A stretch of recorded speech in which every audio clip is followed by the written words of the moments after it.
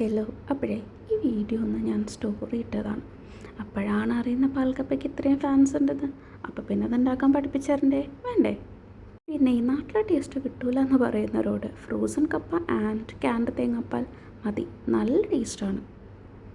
അപ്പോൾ അതേ ഫ്രീസറിൽ നിന്ന് ഡയറക്റ്റ് എടുത്തേക്കുന്ന കേട്ടോ കപ്പ. ഒരു 2 വട്ടം ഒന്ന് കഴുകിയിട്ട് നമ്മൾ കുക്കറിലിടുക. ഒരു അരക്കപ്പ് വെള്ളം ഉപ്പ് ഒഴിച്ചിട്ട് ഒരു 3 വിസിലൊക്കെ വരുന്നവരെ എടുക്കാം കേട്ടോ. വേണമെന്നുണ്ടെങ്കിൽ നിങ്ങൾക്ക് ഇത് കുറച്ചും കൂടി ചെറുതാക്കി അരിഞ്ഞിടാം. 3 വിസിലൊക്കെ കഴിയുമ്പോഴേക്കും നല്ല വെന്തുടഞ്ഞ് വന്നിട്ടുണ്ട്. അതൊരു പാത്രത്തിലേക്ക് മാറ്റാം. ഇപ്പോൾ ഗ്യാസ് ഓണാക്കണ്ട. നമ്മൾ ഈ ആവശ്യത്തിനുള്ള കപ്പയെല്ലാം ഇട്ടതിന് ശേഷം നന്നായിട്ടൊന്ന് ഉടച്ചു കൊടുക്കുക കേട്ടോ. വെന്തുകൊണ്ട് പെട്ടെന്ന് ഉടഞ്ഞ് കിട്ടും. പിന്നെ നമ്മൾ തേങ്ങാപ്പാൽ 2ാം പാലാണ് യൂസ് ചെയ്യുന്നത്. നിങ്ങൾ ക്യാനാണെന്നുണ്ടെങ്കിൽ അരക്കപ്പ് പാലും അരക്കപ്പ് വെള്ളവും കൂടി മിക്സ് ചെയ്തിട്ട് ഒഴിക്കാം.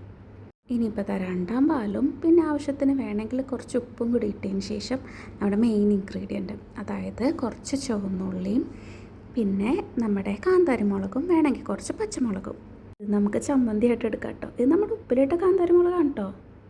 ഇനിയിപ്പോൾ ഇത് അധികം അരഞ്ഞു പോവാതെ ഒന്ന് ക്രഷ് ചെയ്തെടുത്തതിന് ശേഷം നമ്മുടെ മിക്സിലേക്ക് ഇതൊരു 1-2 സ്പൂണൊന്ന് ആഡ് ചെയ്ത് കൊടുക്കുക. ഇനിയിപ്പോൾ ആ പാത്രത്തിലുള്ള എല്ലാം കൂടെ നല്ലോണം മിക്സ് ചെയ്തതിന് ശേഷം ഗ്യാസ് ഒരു മീഡിയത്തിലിട്ട് ഓണാക്കാം.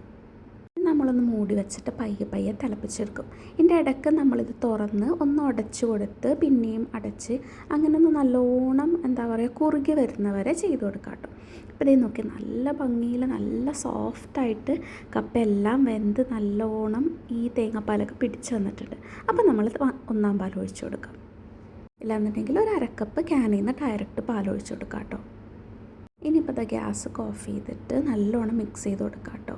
നല്ല സോഫ്റ്റായിട്ട് പാൽക്കപ്പ് നല്ല വെളുത്തിരിപ്പുണ്ട് കേട്ടോ.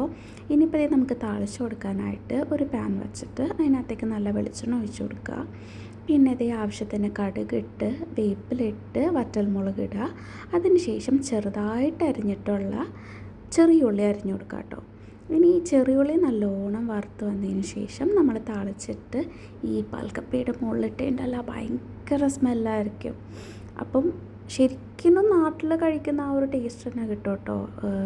വെറുതെ നമ്മൾ ഫ്രോസൺ കപ്പയാണ് കൊള്ളില്ല എന്നൊന്നും വിചാരിക്കണ്ട, ശരിക്കും നല്ല ടേസ്റ്റ് തന്നെ ആയിരിക്കും.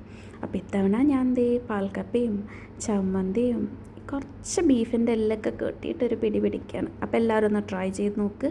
ബൈ.